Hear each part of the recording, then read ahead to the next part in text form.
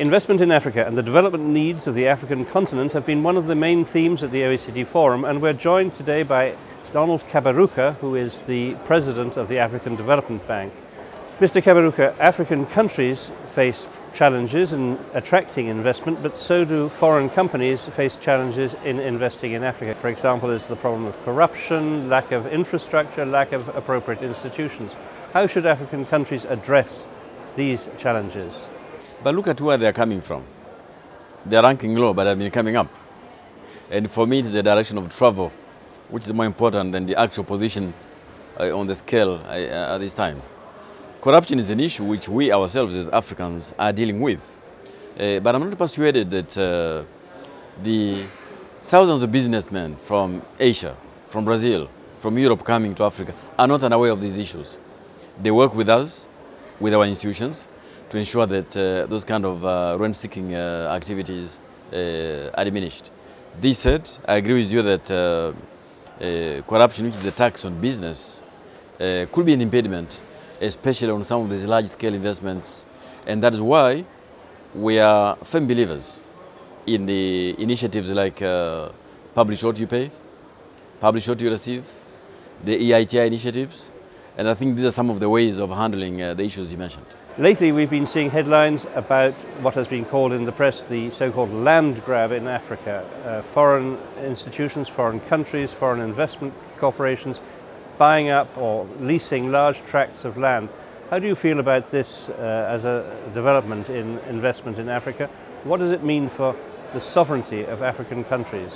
Let us distinguish two things. There is investment in agribusiness in Africa, which is absolutely vital and very welcome. Now, there are what you call these land contracts. In other words, companies from abroad leasing land for long periods of time to grow food for their own countries. Now, on this second aspect, international organizations, including the FAO, have now drawn up what are known as best practices in so doing, bearing in mind demographic issues, environmental issues, and of course political issues as well. So I think we should make a distinction. Agribusiness in Africa is vital and welcome. Now, these land contracts have to be managed on the basis of the best practices, which ensure that African countries are beneficiaries, but also the investors are beneficiaries. And are African countries benefiting from these contracts? Look, I've just referred to best practices. Where those best practices are not being followed, it is unlikely that Africans will be beneficial. But where the best practices are followed, I think there could be a way to arrive at a win-win situation.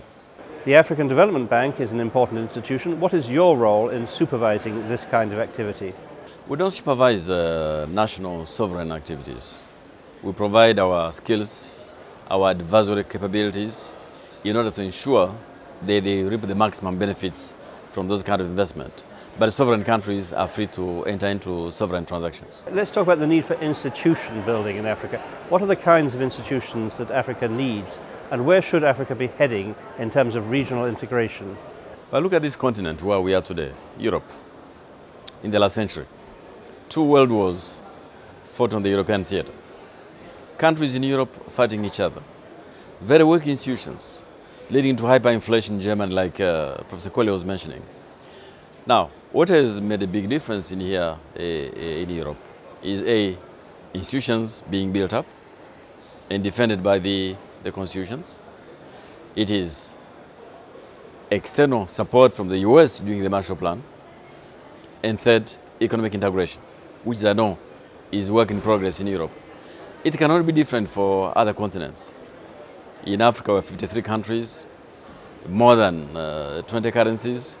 And so we understand that unlocking the potential of our continent requires a lot of economic integration, unlocking the potential of Africa, and that is what we're working on. That requires building institutions which are sound, which are sustainable. Now, there are some challenges because of capacity, once in a while because of political will, once in a while because of reversibility of some of the things we do. But I'm convinced that we're making progress like you did in Europe over the second half of the last century. European countries over the past half century were characterized by multi-party democracy. This isn't fully the case in Africa. We've just heard that only 28 out of more than 40 African countries have multi-party democracies. Do you think that it's possible for Africa to advance in development without full multi-party democracy? First of all, you have to be careful here. Democracy is not a function of the number of parties. You could have 2 or 3 parties and a good sound democracy. You could have 100 parties and no democracy. No, these are the mechanics to a democratic dispensation. The way we look at it is, how do you get to sound institutions which are domestically built, which allow for political accountability, which allow for economic opportunities? And our personal beliefs is that this should be built from scratch internally, and that process is underway. Sometimes quite violent, like in the Tunisian revolution, and sometimes very slow building up of a long-term process, like here in Europe. You went through many years of building democracy, and that process now is underway on our continent. So 10 years from now, where do you see Africa? I hope to see an Africa which is better than it is today. But I think for me, those kind of benchmarks are not what I'm interested in. I'm interested in constant movements which improves the conditions of living of the African people. But if you see the changes which have happened over the last 30 years, dramatic, especially over the last 10 years. And so I'm sure that by 2020, 2025, even more progress would have been made. Mr. Kaberuka, thank you very much for joining us at INSEAD Knowledge. Thank you, sir.